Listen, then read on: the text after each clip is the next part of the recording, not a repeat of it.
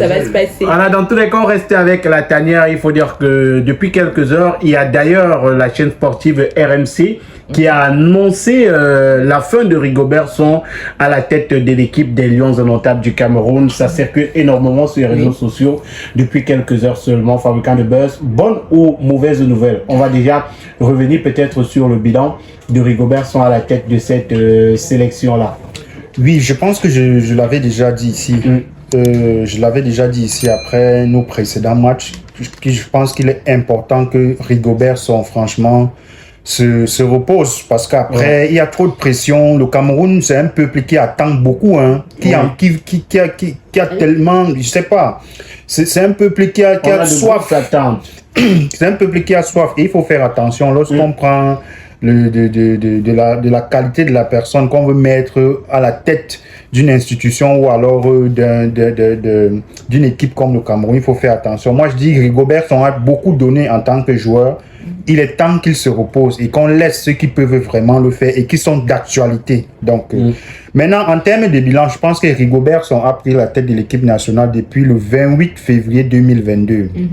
Et actuellement, je peux me tromper, Rigobert Song est à 23 matchs, toutes compétitions confondues. Avec les Lions? Oui, avec les Lions. 6 victoires, 8 matchs nuls et 9 défaites. Wow. Et ça fait Rigobert Song. Après cette analyse, on se rend compte qu'il ne fait que 26% de ses matchs. Il ne remporte que 26% de ses matchs avec les Lions indomptables, largement en dessous de la moyenne. Vraiment. Et si on essaye de faire une comparaison avec son homologue qu'on avait viré, voilà, qui était sorti 3e de la CAN au Cameroun. On était allé jusqu'en demi-finale. Toute compétition confondue avec les Lions, Conceição a fait 24 matchs, 14 victoires, 2 défaites, 8 nuls, 28 buts marqués et 14 buts encaissés. Tu vois que Conceição est un peu plus au-dessus de la moyenne comparativement à ce que notre Rigobert Song nous propose. Donc moi je pense que dans un discours, notre président de l'Africafoot l'avait déjà dit qu'il y aura un temps pour faire le bilan. Et je l'ai dit ici que le bilan, tout le monde le connaît déjà. Je ne sais pas quel bilan on va encore faire. Et le temps du bilan est même arrivé. Et le temps du bilan est arrivé. Et le bilan, il est carrément négatif à tous les niveaux. Il est négatif. On n'a pas une équipe qui a été construite depuis qu'on nous parle de la construction. On n'a pas une cohésion entre les joueurs, voire de la reconstruction. On n'a pas une cohésion avec les joueurs. On n'a pas...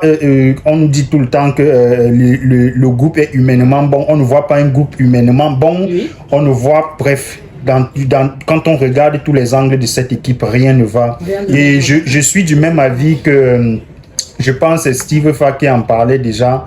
Il disait que il est temps que Rigobert Song, franchement, que Rigobert Song se repose. Qu'il nous laisse. Qu'il nous laisse. Parce que au courant de cette compétition, on a vu plusieurs coachs qui sont passés à côté de la compétition et qui ont même déposé des démissions. On ne les a pas chassés, mais ils ont déposé des démissions parce que certains même ont été chassés pour manquer de pour résultats insuffisants. Et je pense que ça c'est normal. Je ne sais pas pourquoi à chaque fois au Cameroun, il faut toujours couvrir la vérité pour essayer de rendre le mensonge beau et tout, machin truc. Quand ça ne va pas, mettons ce qui ne va pas de côté et travaillons. Parce que tel que tu vois l'équipe nationale fonctionner, on a l'impression que les gars travaillent pour un individu. Ils ne travaillent pas pour un individu, on travaille pour une nation, on travaille pour tout un pays. Donc quand ils reçoivent des ordres, oui, c'est comme si en fait on doit faire plaisir à quelqu'un. C'est comme si c'est l'équipe d'un particulier. Après, il fait ce qu'il veut, il met qui il veut, il chasse qui il veut, il fait comme il veut en fait. Non, c'est l'équipe de toute une nation et on ne peut pas manager l'équipe de toute une nation comme si c'était Aigle Royal de DA ou quoi que ce soit. Je sais pas, mais non. Soyons un peu sérieux. Avant que même à Aigle Royal de DA, comme un fabricant l'a dit, c'est géré différemment. Mais Julie, si aujourd'hui Rigobert Song ne continue pas l'aventure avec le Cameroun, ce serait la décision de la Fédération camerounaise de football ou alors de Rigobert Song lui-même.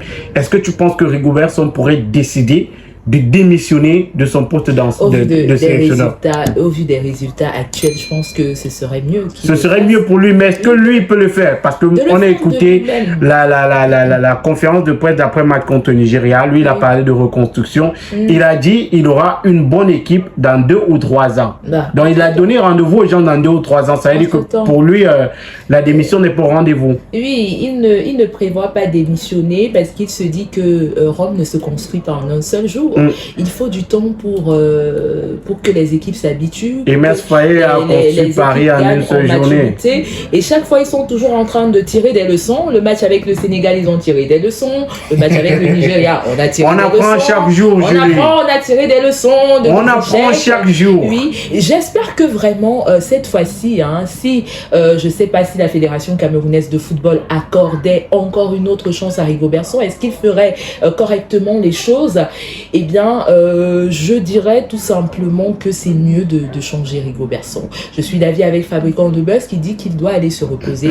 On doit prendre quelqu'un de plus performant. Nous, on veut des résultats. C'est un jeu, c'est du football. On n'est pas là pour reconstruire ou encore pour attendre que les choses marchent. Si ça marche, si ça ne marche pas, on n'est plus à ce niveau-là. Regarde une grande compétition comme la Coupe d'Afrique des Nations. On vous dira que le Sénégal a aussi été éliminé en 8e. Non, ça ne veut rien dire. C'est pas une histoire de match amical où on va essayer. Il y a la manière aussi quelque part. Le Sénégal a été éliminé comment? Donc, oui. Et parlons même du Sénégal, ils ont beaucoup donné sur le terrain. Le Sénégal a quand même menacé les éléphants, mais on a vu des éléphants vraiment ambitieux, vraiment motivés à aller en quart de finale. Et moi, j'ai beaucoup apprécié le match d'hier. C'est vrai que mon cœur était un peu en l'air, parce que moi, je supportais la belle famille, mais j'ai vu un autre visage des éléphants. Différent de ce qu'on a vu avec le Cameroun. C'était tellement différent. Les éléphants de la Côte d'Ivoire qui jouaient au départ avec la Guinée équatoriale, c'est plus les mêmes. C'est-à-dire que ils ont changé, ils avaient carrément changé. C'est-à-dire même la tactique de jeu, du village est devenu même la défense était plus rigoureuse. Moi j'ai aimé le match des éléphants de la Côte d'Ivoire. Ils ont tout donné et derrière également on voit que le coach remplaçant a fait un travail remarquable.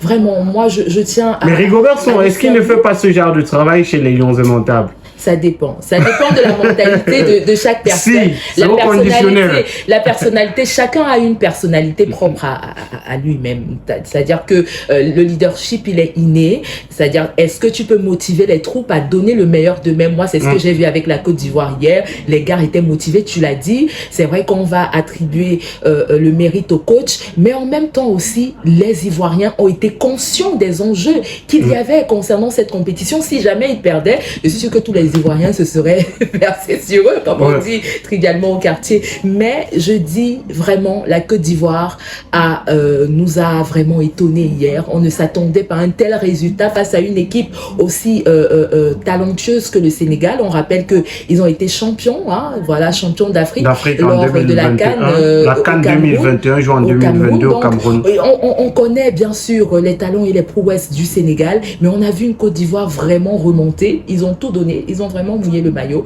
Et moi, vraiment, je tire un coup de chapeau au coach. Oui, je voulais un peu ajouter quelque chose en ce qui concerne l'équipe nationale.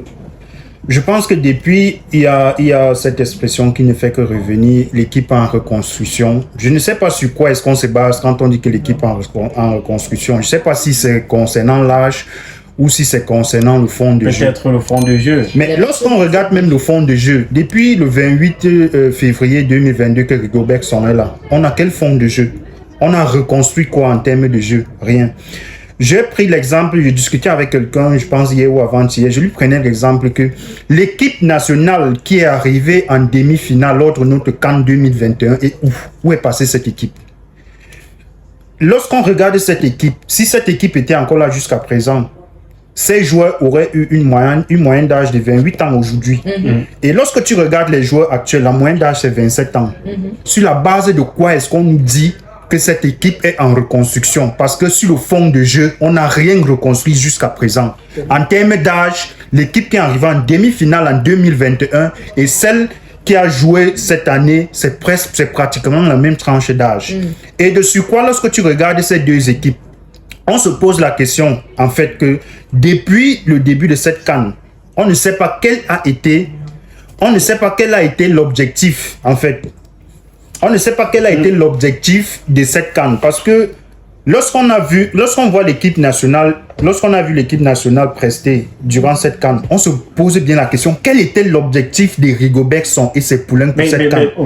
Il a dit en conférence de presse, on ne sait pas où on va, mais on va arriver quelque part. Mais ça prouve qu'on n'a aucun fond dans ce qu'on fait. Moi, je l'ai dit. On sait où on sait, c'est-à-dire... Moi, je l'ai dit depuis le départ que je ne sais pas si c'est son entraîneur, il sait ce qu'il a. Mais ça ne vaut pas la peine. On n'avait pas d'objectif. Si son objectif c'était qu'on sorte en 8e de finale, Rigobertson a réussi son pari.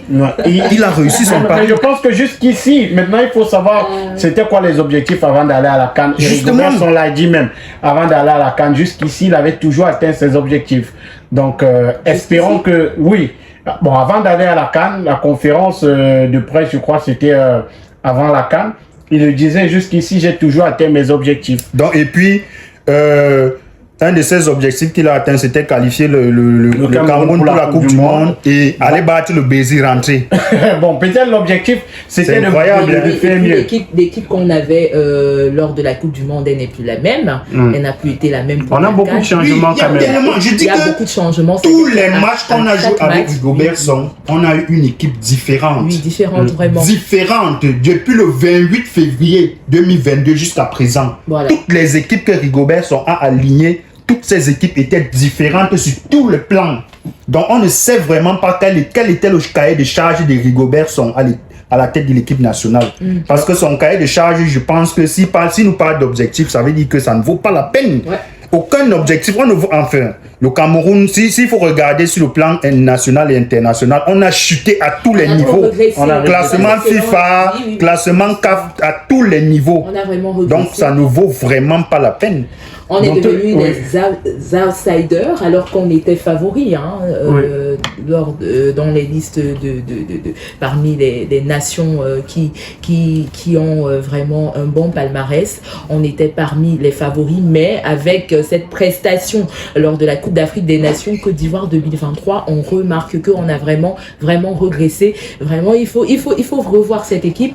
Et comme tu dis, fabricant de buzz, c'est mieux que l'entraîneur quitte. Voilà, donc quitte. Pour moi, s'il veut et qu'il démissionne et qu'il laisse la place à quelqu'un d'autre, on essaye de voir comment une autre personne peut manager cette équipe, faire des choix des joueurs. Et en même temps aussi, on remarque que dans les autres nations, c'est ce qui s'est passé en Algérie, en Côte d'Ivoire, etc. Donc, il est temps que nous-mêmes aussi, on prenne les choses en main, que la Fédération camerounaise de football essaye de prendre une décision vraiment par rapport aux sélectionneurs des... Ouais, pour rejoindre ce que tu dis, Julie, moi, je pense qu'il faut complètement dissoudre le staff technique, là, en fait. Il faut complètement le dissoudre et reconstituer un nouveau staff. Voilà, c'est ça. On parle de reconstruction. Oui, donc la reconstruction ne doit peut-être pas se faire sur l'équipe, mais sur le staff. Sur le staff, voilà. Dans tous les cas, c'est encore une rumeur et RMC l'a balancé. Rigobertson qui pourrait quitter son poste d'entraîneur, de sélectionneur des Lions de Nanterre. Et beaucoup de médias annoncent également que dans les prochaines heures, André Onana va prendre sa retraite internationale. Pour Aboubakar Vincent, c'est un fake news. Ouais. Aboubakar Vincent n'a jamais pris sa retraite internationale. C'est également le cas de Clinton J. Voilà, Julie, on se donne rendez-vous demain. Porte-toi bien, excellente journée.